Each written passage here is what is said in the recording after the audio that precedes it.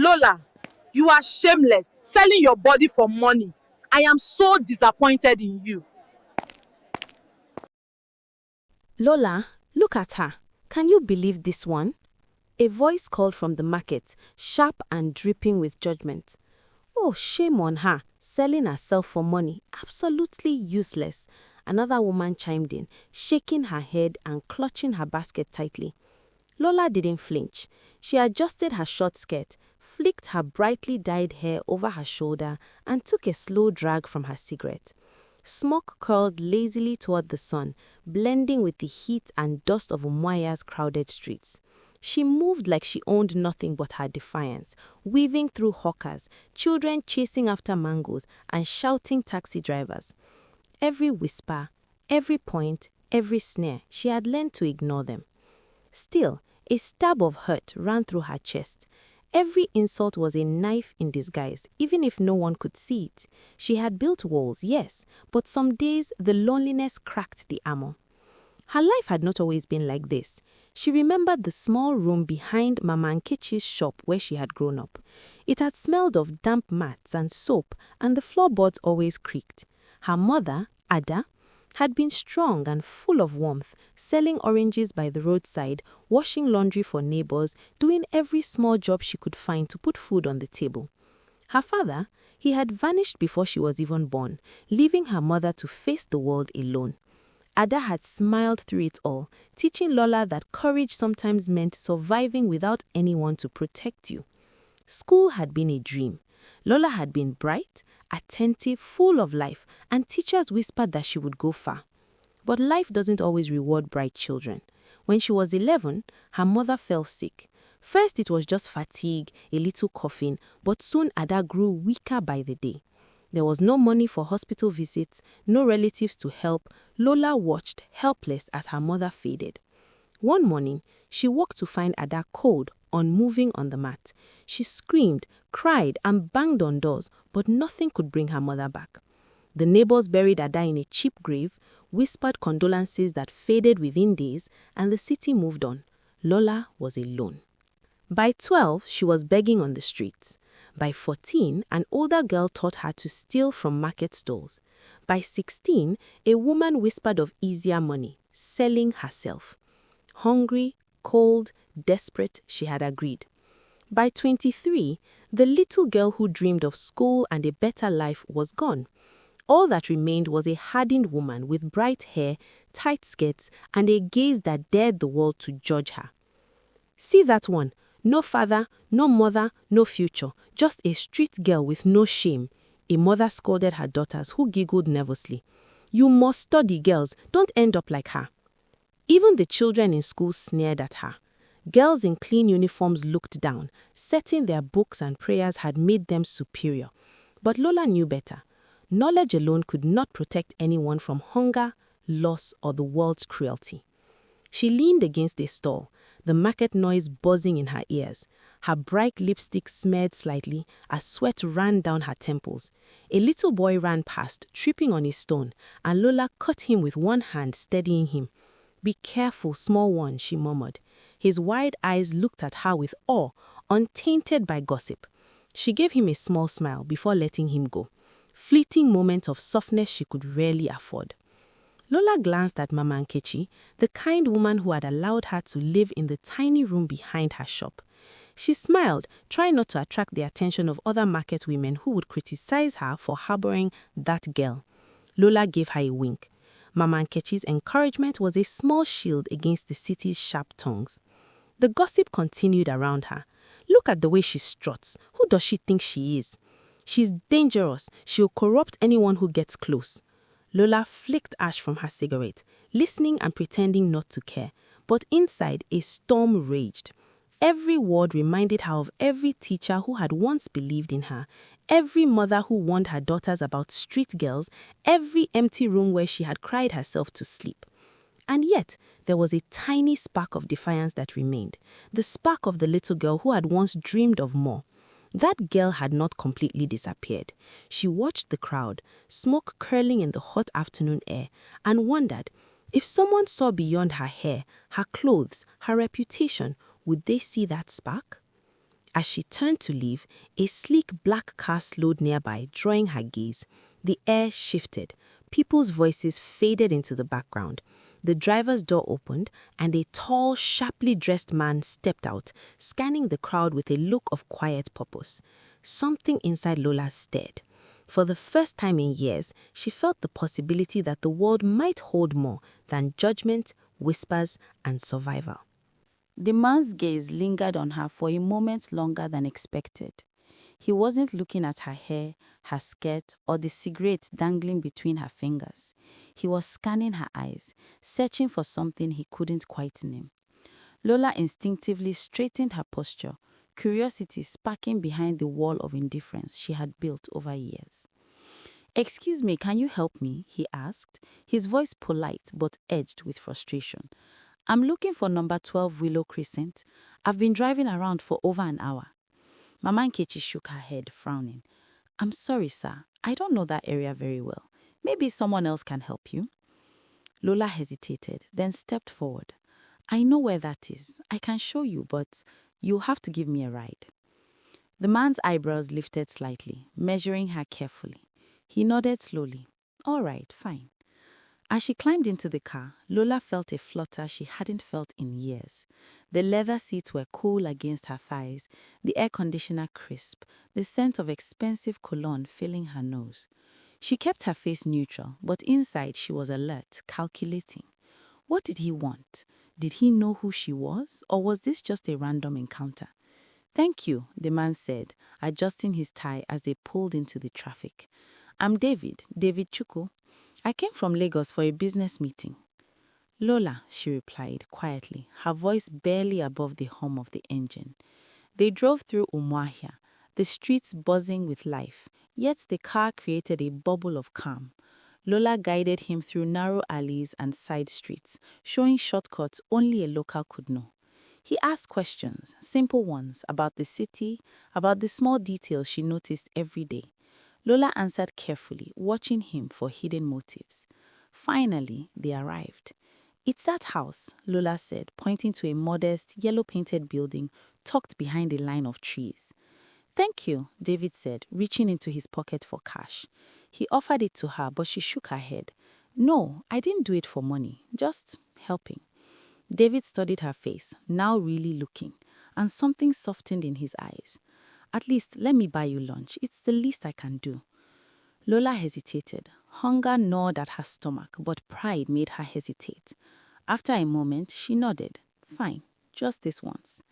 They walked to a small restaurant nearby, Lola's heels clicking sharply on the uneven pavement.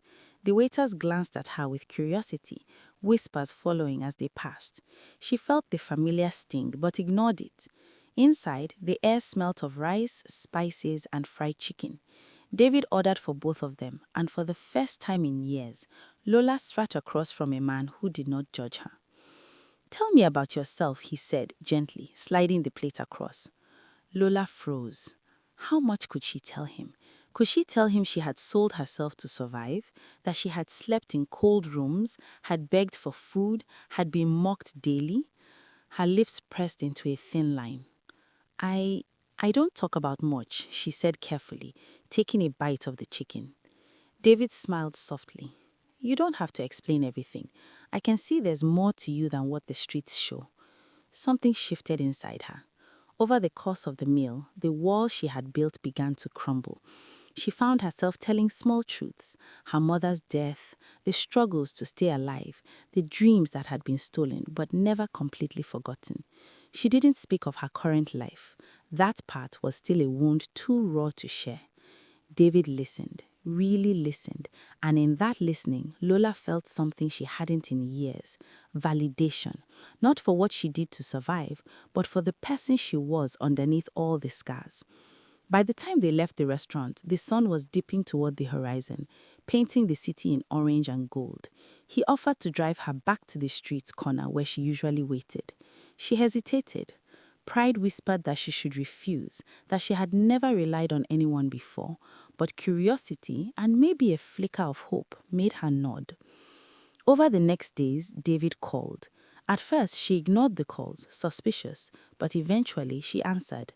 They talked about everything: His business, her dreams, her childhood. He shared stories of losing his own parents in a car accident when he was young, of building a life from nothing, of the loneliness behind wealth. Lola realized something profound. Everyone carried burdens, no life was perfect, and even those who seemed untouchable had suffered. Through these conversations, David made an unexpected offer. I want to help you, Lola, not just with money, but with life. You don't have to continue on the streets. I believe in you. I believe you can be more than what circumstances forced you to become. Lola laughed bitterly at first. No one had ever said such words to her without expecting something in return. But month after month, David kept his word. He sent money, supported her modestly, and encouraged her to start small changes. Quit smoking, dress more simply, care for herself as she deserved. Slowly, she began to reclaim pieces of the girl she had lost. Her confidence shifted, no longer built on defiance, but on self-respect. People noticed her transformation, but none of them knew the truth. They only guessed, whispered theories about wealthy men and secret lovers. Lola ignored all of them, knowing the real change was internal, invisible, and profound. The streets of Umuahia buzzed as usual, but Lola no longer felt tethered to them. She had moved into a small rented apartment closer to the city center, a place with sunlight streaming through clean curtains, a far cry from the cramped, dusty room behind Mama Nketi's shop. She walked past the market daily, hearing the same whispers, the same sneers, but now they barely scratched her. Is that really her? The same Lola? One woman whispered to her friend, eyes wide as they watched Lola pass, modestly dressed in a simple blouse and jeans. She looks different. Maybe she's got a rich sponsor now, her friend replied, shaking her head, a mixture of jealousy and curiosity in her voice. Lola heard them, smiled faintly to herself, and kept walking. She had learned that gossip was cheap and opinions were cheaper. Yet she couldn't help noticing how the market women, who had once used her as a cautionary tale, now watched her with a strange mix of awe and suspicion. Inside her apartment, the world shifted. She had started attending adult literacy classes, learning not only to read and write with confidence, but also discovering a curiosity for numbers, stories, and the wider world beyond the streets she had survived in. Every lesson felt like reclaiming a part of the life stolen from her childhood. David continued to be a constant presence, though never in a way that demanded obedience or gratitude. His calls were steady, his encouragement unwavering. You are not alone anymore, he said one evening, laughing as Lola stumbled over a complicated exercise. Even the smartest of us start somewhere. With his support, she opened a small boutique. The shop smelled faintly of new fabrics and polish. It was modest, just one room filled with clothes she had selected herself. Lola arranged the racks with care, folding shirts, ironing dresses, and welcoming every customer with a warmth that surprised even her. Many of the women who had mocked her passed by, staring curiously. Some whispered, "That's her, the girl we used to laugh at. Now she runs a shop." Some mornings, she caught them watching from the corner of the market. Their daughters would point, whispering lessons of caution, as mothers nodded knowingly. Lola would smile and keep walking. She knew the power of her silence was far greater than any argument she could make. Her life now spoke louder than their words ever could. Yet the transformation wasn't only external. Inside, she was learning the slow, careful art of forgiveness. She invited Mama Nketi to the boutique, serving her tea as they reminisced about the early days. The older woman's eyes were soft, pride shining behind the wrinkles of her face. "You've come far, Lola, farther than anyone could have imagined." I had a little help, I admitted, a touch of humility coloring her words. But I also had to find myself again. I couldn't stay lost forever. One day, a young girl wandered into the shop. Her clothes were torn, her hair unkempt, her eyes weary. Lola recognized the look immediately, survival painted on every expression. It was the same look she had carried for years. "Hello," Lola said softly, kneeling to meet her eyes. "My name is Lola. Would you like to help me with something?" The girl blinked, startled. Why would you help me?" Lola smiled gently. "Because no one should ever feel like the world has nothing for them. You can learn, you can change, and I will help you. Word spread quickly. Mothers in Umuahia whispered to daughters that Lola was not just a cautionary tale anymore. She had become a beacon of hope. Girls who had dropped out of school, women who had lost direction, even the daughters of market ladies who once mocked her now visited her boutique. She taught them sewing, folding techniques, and basic business skills. But more importantly, she taught patience, resilience, and self-worth. Even her former skeptics could not deny the change. Mrs. Okafor, who had once waved her hands in disgust as Lola walked by, approached timidly one afternoon. I was wrong, she said. I judged you too quickly. I see now you've built something good from nothing. Lola smiled. Everyone deserves a chance, Mrs. Okafor. I've had mine, and now I can help others find theirs. The irony of life was delicious. Those daughters who had laughed at her, proud of their certificates and future prospects, now faced challenges Lola never imagined. Some struggled to find jobs despite degrees. Others battled disappointment in love and life. Yet Lola had built a stable life, combining business, learning, and relationships, proving that circumstances did not dictate destiny. At night, as she closed the boutique and counted the day's earnings, she thought of David. His belief in her, steady and patient, had been the spark, but it had been her own determination, her own courage that had allowed her to rise from the streets to something far greater. Her phone buzzed with another message, David checking in, reminding her not to overwork, always encouraging, always kind. She typed back a quick reply, feeling the warmth of support she had never known in her youth. Later, as she looked out over the city from her small balcony, she felt a strange peace. The streets below were the same, bustling and noisy, full of gossip and judgment, yet she had stepped above them, not with arrogance, but with proof that life could be rewritten, that past mistakes did not define worth, and that grace often arrived when it was least expected. Lola smiled to herself. The girl who had been mocked, whispered about, and written off by everyone was now shaping lives, offering hope, and living proof that transformation was possible. She wasn't just surviving anymore. She was creating, inspiring, and thriving. 2 years had passed since Lola had fully stepped into her new life. The boutique flourished, her adult classes continued, and her small training sessions for young women had grown into a proper vocational center. Sewing, catering, basic computer skills. Girls from every part of Umuahia came to learn, many of them living the same life Lola once had.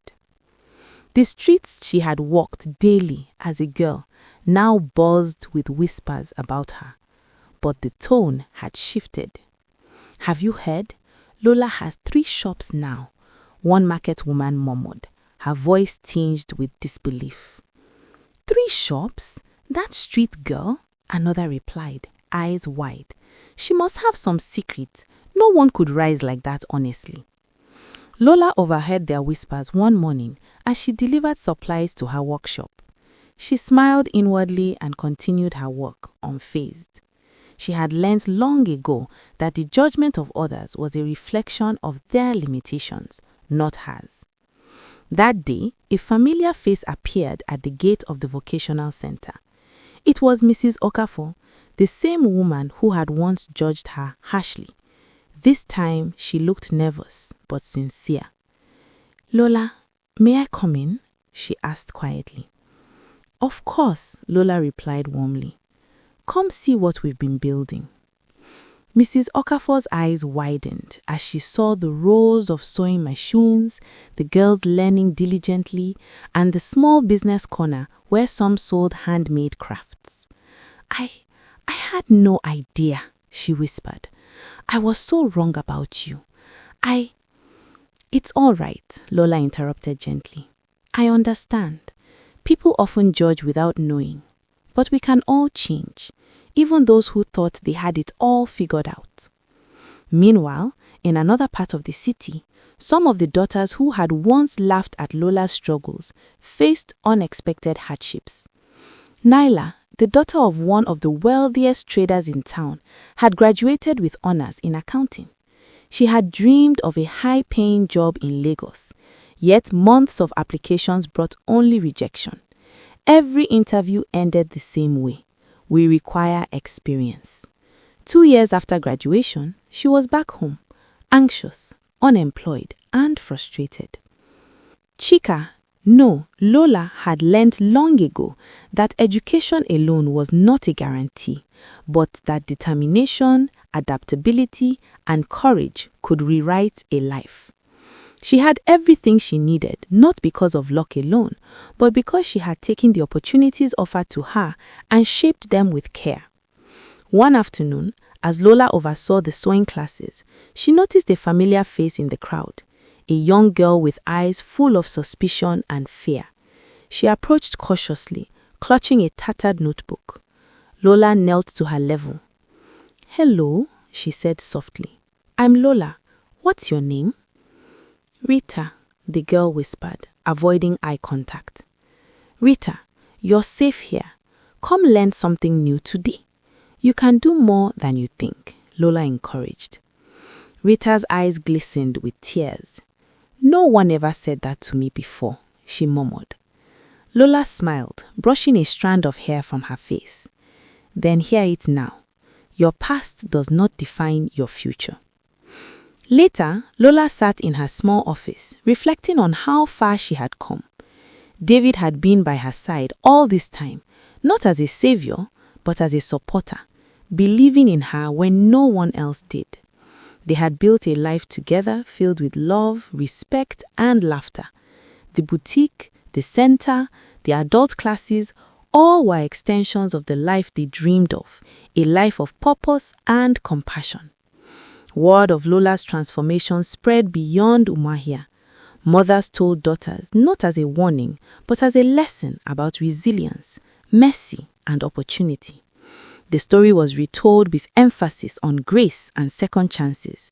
The girl everyone mocked, called useless and scorned, had become a woman whose influence touched dozens, whose business thrived, and whose heart remained kind. Even those who once mocked her had changed. Some came to volunteer at the center, humbled by their own narrow judgments. Mrs. Okafor's daughter, once proud and superior, learned sewing and basic computer skills, discovering patience and humility in the process. Others apologized quietly, realizing that compassion and kindness mattered far more than judgment or social status. Lola never forgot where she came from. Every time she saw her students succeed, every time a young woman left with a sewing certificate or a plan to start her own business, she remembered the cold nights on the street, the hunger, the laughter, and the whispers of mockery. But she also remembered the rare moments of kindness, Mama Nkechi's small generosity, David's unwavering belief, and the small acts of people who had seen her as human, not just a label. On a bright morning, she walked through the city center, holding the hand of her young daughter. People paused, whispered, stared, but this time the whispers carried respect. A former skeptic approached, bowed slightly and said, "You've shown us all the meaning of resilience, Lola. Thank you." Lola smiled down at her daughter, a girl with bright eyes and endless potential. "Remember," she whispered softly, "never let anyone tell you who you are. Life is full of surprises, and grace finds you when you least expect it." From the streets of mockery and despair to the warmth of a thriving home, a successful business, and a center teaching hope to hundreds, Lola's journey was complete. She had become the proof that no condition is permanent, that every human deserves a chance, and that even when the world whispers that you are nothing, the heart and courage to change can rewrite everything. The city of Umuahia would never forget her story, not as a cautionary tale, but as a lesson in resilience, compassion, and the unpredictable beauty of life.